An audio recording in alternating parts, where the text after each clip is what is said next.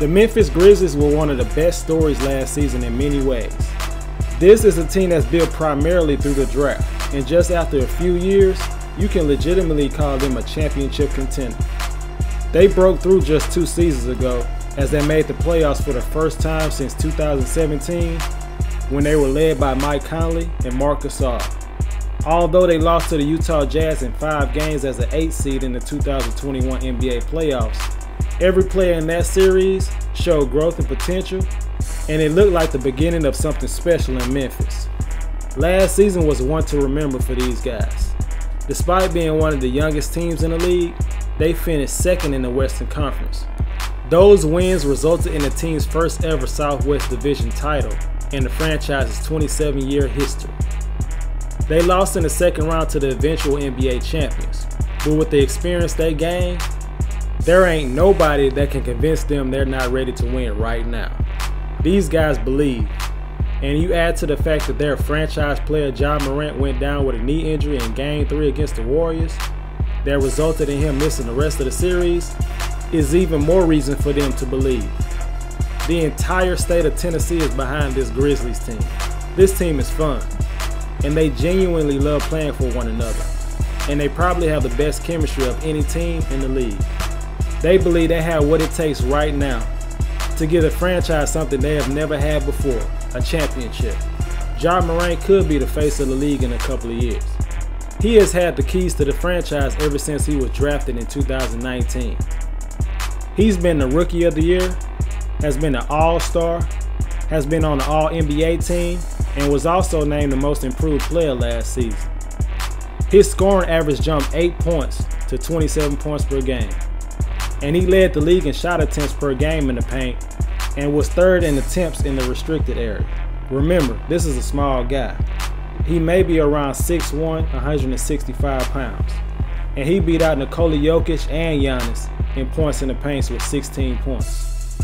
He increased his touches, his usage, his shot attempts, and still was able to improve his efficiency along the way. This organization knows what he means to this team and to this city. So he was awarded with an extension worth up to $231 million, with 193 of it guaranteed. Memphis is fortunate to have a guy who can take over games, play above the rim, and also represent the city with attitude and toughness. Grit and grind still exists with this franchise, but this team is more than just Morant. Throughout the year when the Grizzlies were without their best player, they continued to win games at a high rate. I mean, they did go 20-5 without him in the lineup. Desmond Bane took a massive leap on offense across the board. He has already become one of the best shooters in the NBA. 113 players took at least 200 spot-up threes. Bane's 44% was 4th best. And 33 players took at least 200 pull-up threes. Bane's 43% ranked 1st. He is excellent coming off of screens. He has a quick release and has a sense of when and how to relocate on the perimeter. The thing that gets people excited about his future going forward is you starting to see him create his own offense off the dribble. Only 11% of his shots as a rookie came off the dribble. That number went up to 20% last season. He went from running 1.4 pick and rolls per game as a rookie to 4.4 last season. He has quickly evolved into a legit 3-level scorer who can also make plays for others. His improvements as a scorer is a big reason why the Grizzlies had one of the best offenses in the league last season. He is to Ja Morant what Klay Thompson is to Steph Curry. But the crazy thing is, I believe Bane can be better than Klay Thompson. He fell to the 30th pick in the 2020 NBA draft, mostly because he didn't look the part. He was 22 years old with short arms, and NBA scouts didn't believe Bane possessed the same upside as a teenager might. But if you were to redraft that class, Bane would be in the conversation for being drafted 3rd after Anthony Edwards and LaMelo Ball. He could very well already be the 2nd best player on this team. The Grizzlies will be without one of their best players for about 2 to 3 months. Jaren Jackson Jr. had surgery this offseason on a stress fracture in his right foot, and he could be out till January. I believe this team can make up for what he brings on offense. It's the defense that might take a dip in his absence.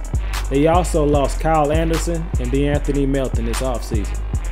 Young players like Brandon Clark and Zaire Williams will be called upon to bring consistent production to make up for the losses they had this offseason. Clark will be the guy taking Jaren Jackson's spot in the starting lineup. And I can even see one of their first-round picks getting a chance to play during their rookie year. This team was one of only 2 teams last season to have as many as 9 players average at least 20 minutes a game.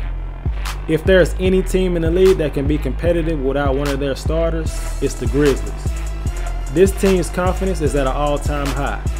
I have no doubts that this team will keep it rolling in the regular season. They will carry that confidence and momentum from last year into this season. Anything less than a spot in the conference finals will be a disappointment. I have the Grizzlies finishing with the first seed in the Western Conference with a 61-21 record. This team won't miss a beat. If they can win games without Ja Morant, they can certainly win games without Jaren Jackson Jr. I can see Morant and Desmond Bane making an all-star team this season. I expect both players to take another step in their development, especially Bane, even with the losses in free agency, and with Jackson Jr. being out with injury. This team will still prove to be one of the best teams in the league. Memphis has 5 key players who will be 24 years old or younger this upcoming season. But these young guys have gained a lot of experience over the last 2 years, and they are not waiting for this conference to be given to them. They want to take it. They might be young, but they are ready.